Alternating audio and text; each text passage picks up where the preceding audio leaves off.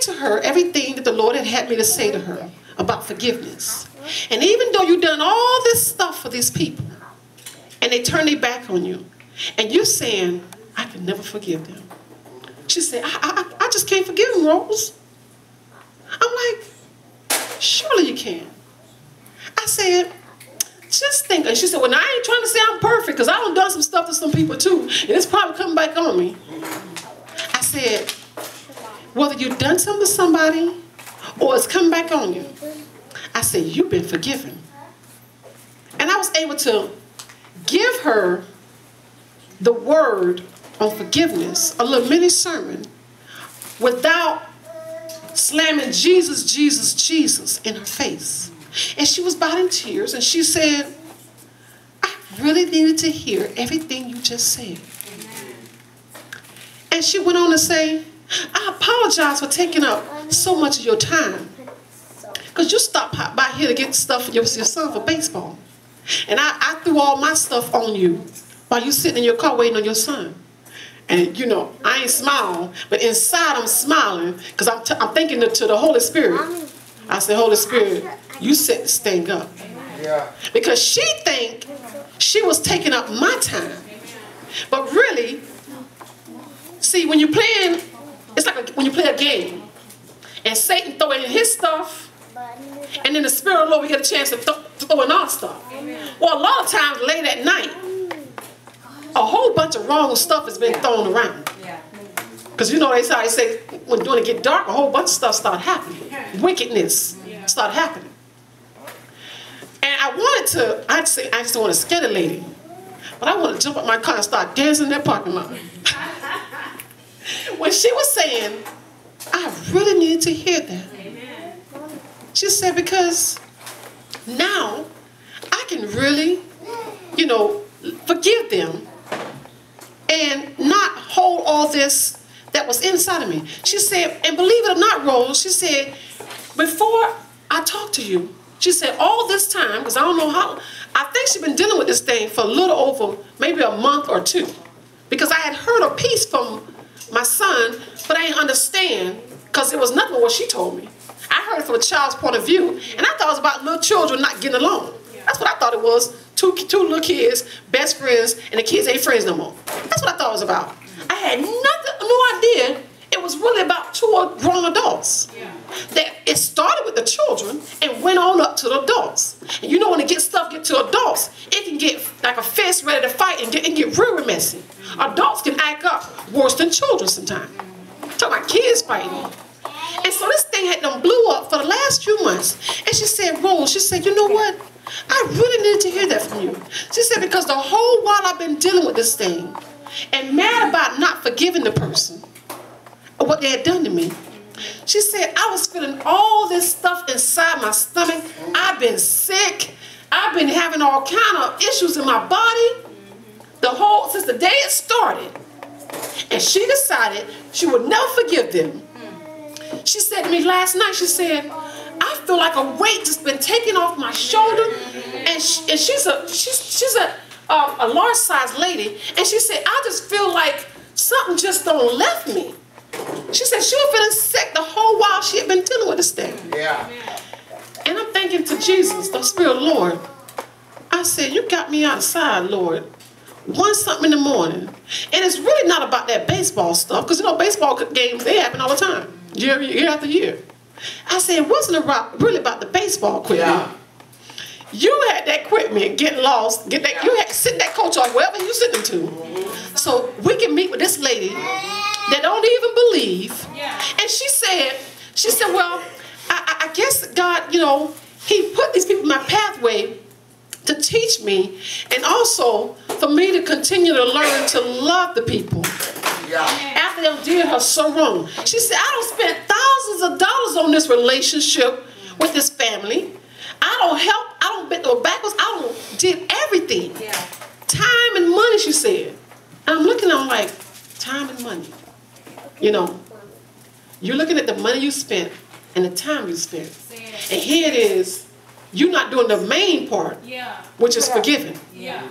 And so that caused her to get all sick and be all a wreck for the last few months. But But she was able to walk away smiling and apologize for taking up so much of my time. Because I don't know what time it was at that point.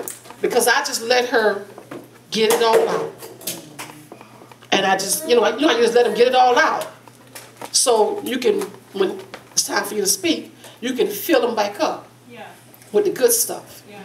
She was emptying all this stuff out that had happened. She said, I'll give it to you in the short version. That what the lady said to me. 1 something in the morning, 1:30. Rose, I'll give it to you in the short version of what happened. So the short version was short to her because, when you out there and it was short to her. But it was long, but it was well worth it.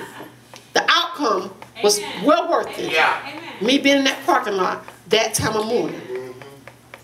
And so the Lord wants all of us to continue to work on, if somebody did something to you, you're still supposed to forgive. The word told us to forgive. Yeah. Look at Joseph in Genesis 45, chapter 45, verse 17 to 20. Joseph demonstrated forgiveness. Everybody know that story about Joseph, right? Yeah. That's forgiveness. Yeah. After all they did to Joseph, he forgave. Yeah. Okay? Understanding God's forgiveness should make us more willing to forgive. Yeah. When you understand God's forgiveness, you should be more willing to forgive. That's right. And they talk about that over in Romans chapter 12, verse 17 to 21. But I often tell people, when they say, well, how you do that? How you forgive somebody and you still be able to face them and you act like, Rose, nothing happened? I said, well, like Pastor taught us in Bible study the last few weeks about that witnessing thing, Pastor. Just tell them, what you've been through. Just tell them what you witnessed. Okay?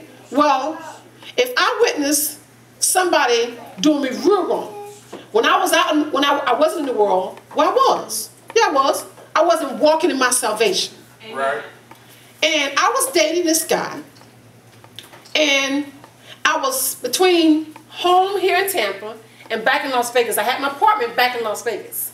The apartment was laid out. All the latest gadget of the electronic. My dad was in electronics. So every time, I didn't even know this, y'all. You know how a new car come out every year? I didn't know new TVs come out every year too. My TV is a 2011 TV. I didn't know that. Did y'all know that? I didn't know that. I didn't know that, I thought TVs, hey, they last so long. Hey, TV's a TV. But every year, new TVs come out like new cars come out. So my dad being electronics, they gave him new TVs and all the VCRs, all that stuff. The brand, RCA and all those brands, they gave him whatever they made in electronics. They gave it to him every year at the electronic convention show. And so my place was laid out. And it was just me living there, and my daughter was living over here, going to private school over here. And the place is laid out, and I left it with one of my boyfriends. Okay, because I was walking my salvation.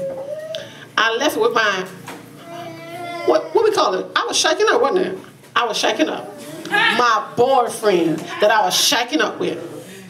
And I came over here to visit back home in Tampa. Now, people say to me, how did you get around doing this, Rose? How did you forgive that situation? When I came here, I watched my brother's wife now.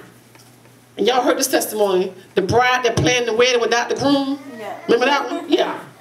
It was my brother's wife now, Mia Small, and my brother Sharon Small, associate pastor at Anointed Word Church on Columbus Drive right there. I came here to visit. In the process of visiting, I was still hanging in nightclubs and stuff. I'm visiting, but his girlfriend at the time, she had them got a hold of Jesus. Okay? And so now we all don't party together at Beach Week in Daytona every year. I would come down, we in Daytona, because one went to FAMU, and my brother went to BCC, Bethune-Cookman College. And she went to FAMU. And so her mama and her auntie, which is Pastor Sandy, my spiritual mom, they started the church over there in West Tampa, at the building, West Tampa Convention Center, before they got the building on Columbus Drive by the bridge right there, across from Columbus Code Apartments. they had started a church